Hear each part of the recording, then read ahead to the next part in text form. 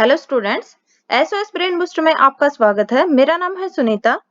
इस video lecture series में हम करेंगे बीसीए फर्स्ट ईयर के सेमेस्टर 1 के मैथमेटिक्स के प्रीवियस ईयर क्वेश्चन पेपर का डिटेल्ड सॉल्यूशन। आज के वीडियो में हम करेंगे क्वेश्चन फर्स्ट का सॉल्यूशन। अगर आपने अभी तक चैनल को सब्सक्राइब नहीं किया है तो जल्दी से चैनल को सब्सक्राइब कर ले और बेल आइकन को भी प्रेस करें ताकि जब भी नेक्स्ट वीडियो अपलोड हो आपको नोटिफिकेशन मिल जाए। तो चलिए स्टार्ट करते हैं आज का वीडियो। देखते हैं सबसे पहले क्वेश्चन 1 पार्ट ए।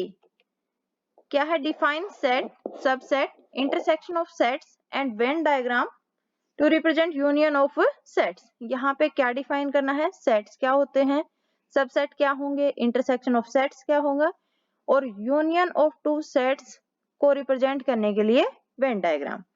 तो देखते हैं इसका सॉल्यूशन। सबसे पहले देखते हैं सेट क्या होता है।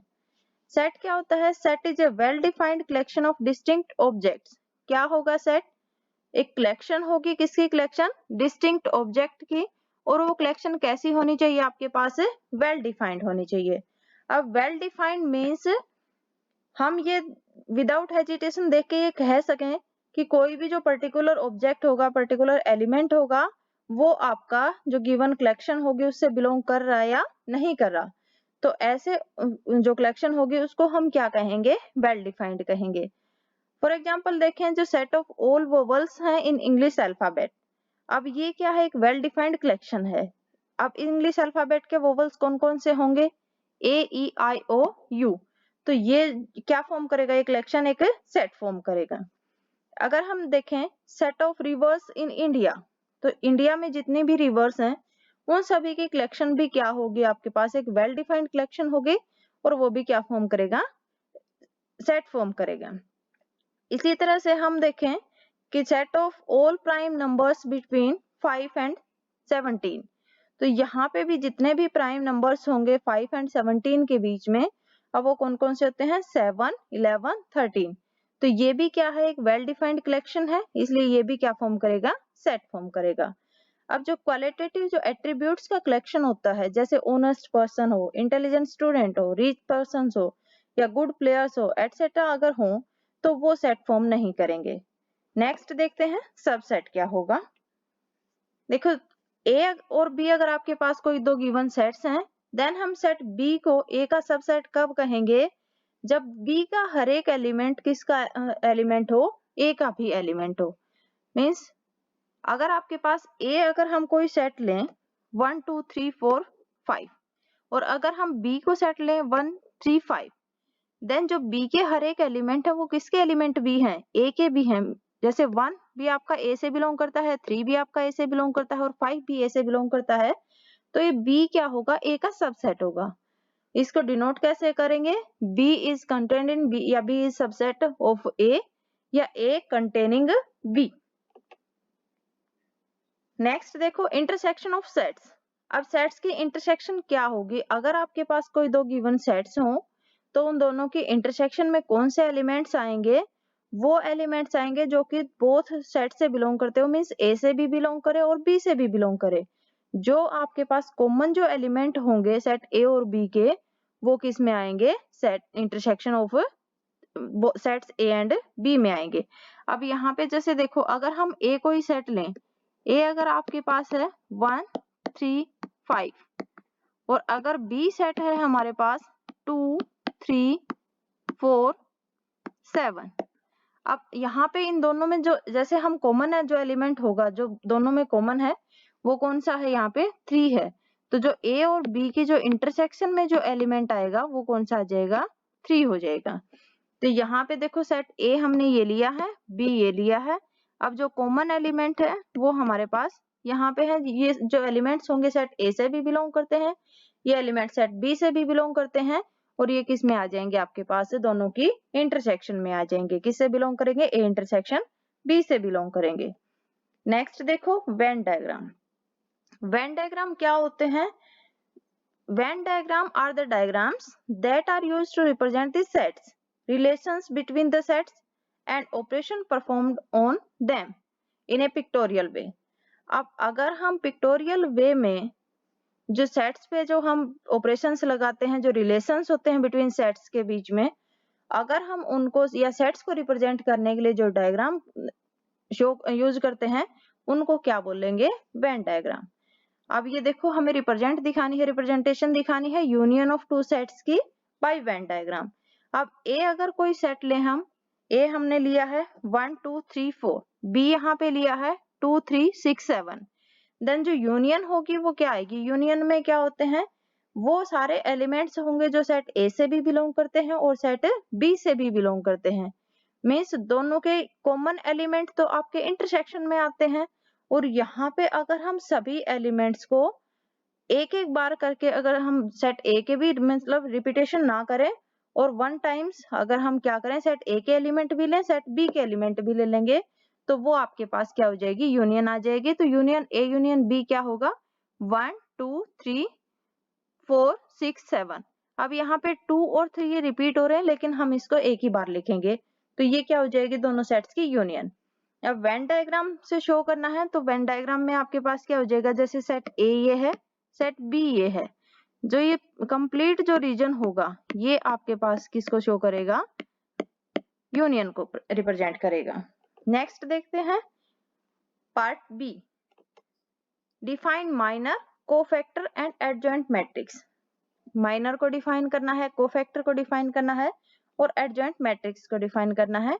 तो सबसे पहले देखते हैं माइनर क्या होता है। ए अगर आपके पास कोई स्क्वायर मैट्रिक्स हो ऑर्डर एन की और जो डिटरमिनेंट ऑफ ए होगा वो किसके इक्वल होगा, डिटरमिनेंट ऑफ ए आई जे।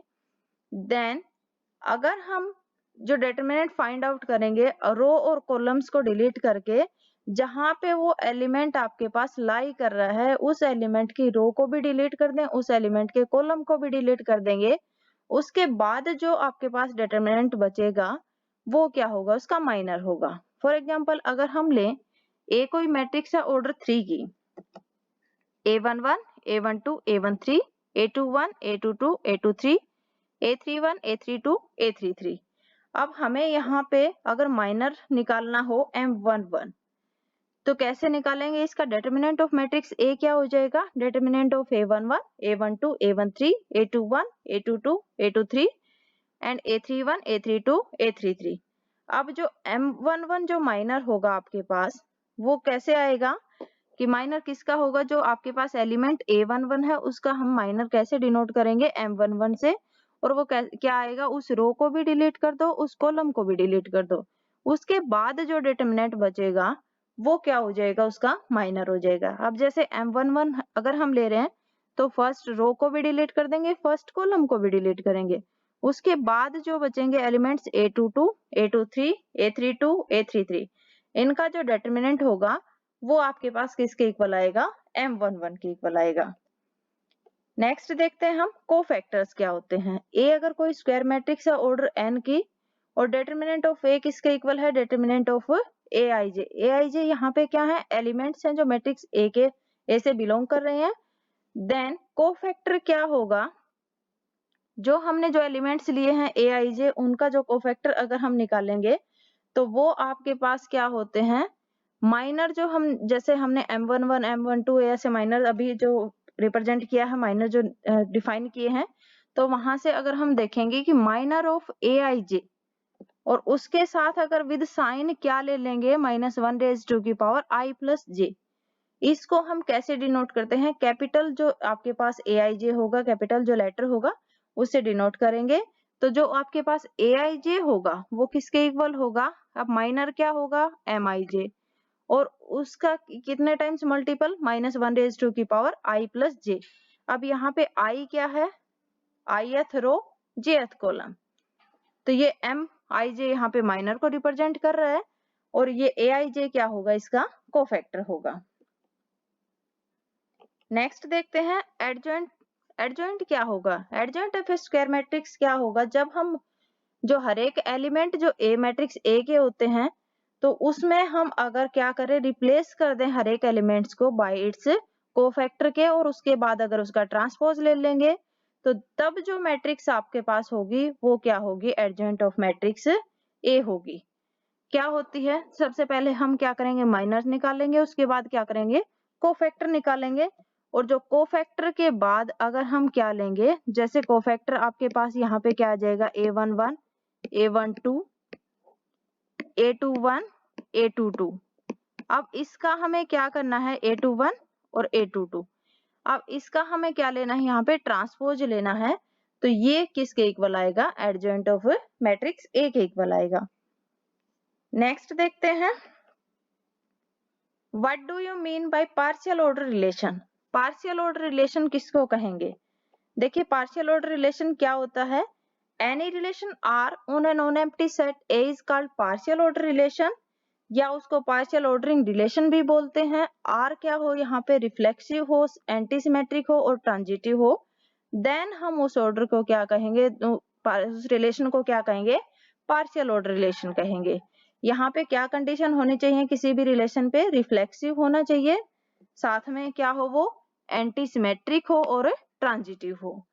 या फिर हम ये कहें कि ये जो गिवन कंडीशंस है इन कंडीशंस को फॉलो करे। फर्स्ट हमारी क्या है, रिफ्लेक्सिविटी। रिफ्लेक्सिविटी क्या होती है, रिफ्लेक्सिव अगर होगा तो उसके लिए हम क्या शो करते हैं कि अगर कोई एलिमेंट ए आपके पास जो सेट ए से बिलोंग कर रहा है तो उसके लिए हम क्या हो, जो ऑर्डर जो पेयर हम ए लेंगे वो किससे बिलोंग करना चाहिए, रिलेशन से बिलोंग करना चाहिए। सेकंड एंटीसिमेट्रिक क्या होगी, अगर आपके पास ए और बी कोई एलिमेंट सेट ए से बिलोंग कर रहे हैं और साथ में क्या हो, जो आपके पास जो ऑर्डर्ड पेयर ए बी होगा वो अगर रिलेशन से बिलोंग कर रहा है और बी ए बी जो ऑर्डर्ड पेयर है वो भी रिलेशन से बिलोंग कर रहा है, देन क्या हो जाए, ए इज इक्वल टू बी आ जाए, तो उसको हम क्या बोलेंगे, एंटीसिमेट्रिक बोलेंगे। ये कंडीशन, ये प्रॉपर्टी आपके पास फॉलो करनी चाहिए। थर्ड है हमारी ट्रांजिटिविटी। ट्रांजिटिविटी मीन्स अगर ए बी सी कोई एलिमेंट से सेट ए से बिलोंग कर रहे हैं और साथ में क्या हो, जो ऑर्डर्ड पेयर आपके पास ए बी है वो आपके पास आर से बिलोंग करे, रिलेशन से बिलोंग करे, और जो ऑर्डर्ड पेयर बी सी है वो भी रिलेशन से बिलोंग करे, देन क्या आ जाए कि जो ऑर्डर्ड पेयर ए सी होगा अगर वो भी आर से बिलोंग करता है, मीन्स रिलेशन से बिलोंग कर जाए, देन हम उसको क्या कहेंगे, ट्रांजिटिविटी कहेंगे। तो अगर ये सारी कंडीशंस होल्ड कर रही हो, सारी कंडीशंस फॉलो कर रहे हो जो भी रिलेशन, तो उस रिलेशन को हम क्या बोलेंगे, पार्शियल ऑर्डर रिलेशन या पार्शियल ऑर्डरिंग रिलेशंस। मीन्स वो ट्रांजिटिव हो, रिफ्लेक्सिव हो, एंटीसिमेट्रिक हो। नेक्स्ट हम देखते हैं state intermediate value theorem. Intermediate value theorem क्या होती है, देखिए स्टेटमेंट इसकी क्या है, if a function f is continuous on closed interval a to b and f of a not equal to f of b, then f assumes every value between f of a and f of b। अगर कोई भी f continuous function दे रखा है close interval पे और साथ में जो इंटरवल के जो एंड पॉइंट्स है वहां पे फंक्शन की वैल्यू इक्वल ना हो, देन क्या होगा, f क्या करेगा, हर एक वैल्यू को अज्यूम करेगा जो कि f of a और f of b के बीच लाई करती हैं। अब देखते हैं इसका प्रूफ। अब f ऑफ a और f ऑफ b क्या है, नॉट इक्वल है, तो हम क्या अज्यूम कर सकते हैं, या तो क्या होगा आपके पास, क्योंकि f ऑफ a हमारे पास क्या है, not equal to f of b है, तो हम या तो ये कह सकते हैं कि या तो f ऑफ b क्या होगा, greater than f of a होगा, और f ऑफ a क्या होगा, less than f of b होगा। तो विदाउट लॉस ऑफ जनरलिटी हम अज्यूम कर लेते हैं कि f ऑफ a आपके पास किससे लेस है, f ऑफ b से है। अब k कोई अगर हम नंबर अज्यूम करें और वो कैसा नंबर लेंगे, k किसके बीच लाई करता है, f ऑफ a से ग्रेटर है और f ऑफ b से लेस है। अब हम ये यहाँ पे एक फंक्शन कंसीडर करेंगे जो g है आपके पास, जो कि क्लोज इंटरवल a b पे डिफाइंड है, और किस तरह का फंक्शन लिया हमने कि gx किसके इक्वल है, f of x minus k के इक्वल। तो अगर हम x की जगह वैल्यू a पुट करेंगे तो क्या आ जाएगा, g ऑफ a किसके इक्वल हो जाएगा, f of a minus k। अब देखो f ऑफ a क्या है, k से लेस देन है, f ऑफ a अगर आपके पास k से लेस नंबर है तो हम f ऑफ a में से k माइनस करेंगे, मीन्स स्मॉल वैल्यू में से ग्रेटर वैल्यू माइनस करेंगे तो वो क्या आएगी, लेस देन 0 आएगी। तो यहाँ से हम क्या कह सकते हैं, g ऑफ a आपके पास क्या होगी, लेस देन 0। और अगर हम x की जगह b पुट करेंगे तो g ऑफ b किसके इक्वल हो जाएगा, f of b minus k। अब f ऑफ b क्या है, ग्रेटर नंबर है, k क्या है, उससे लेस नंबर है। अब ग्रेटर नंबर में से अगर हम स्मॉल नंबर माइनस करेंगे तो क्या आएगा, वो ग्रेटर देन 0 आएगा। तो g of a less than 0 है, g ऑफ b क्या है, ग्रेटर देन 0। अब जो फंक्शन हमने g डिफाइन किया क्लोज इंटरवल पे, तो वो किस तरह से आपका कि g ऑफ a और g ऑफ b क्या है, अपोजिट साइन के हैं। और अगर g ऑफ a और g of b opposite signs के होंगे तो देयर एग्जिस्ट करेगा एक नंबर c जो कि ओपन इंटरवल a b से बिलोंग करेगा, such that g of c किसके इक्वल आएगा, 0 के इक्वल। अब यहाँ पे x की जगह जब हम c पुट करेंगे तो g ऑफ c की वैल्यू किसके इक्वल आएगी, f of c minus k, और उसको हम किसके इक्वल रखेंगे, 0 के इक्वल। तो यहाँ से f ऑफ c की वैल्यू क्या आ जाएगी, k आ जाएगी। इट मीन्स जो f है वो एवरी वैल्यू को अज्यूम कर रहा है जो कि f ऑफ a और f ऑफ b के बीच लाई करती है। नेक्स्ट वीडियो में हम करेंगे इसका जो नेक्स्ट पार्ट है उनका सॉल्यूशंस।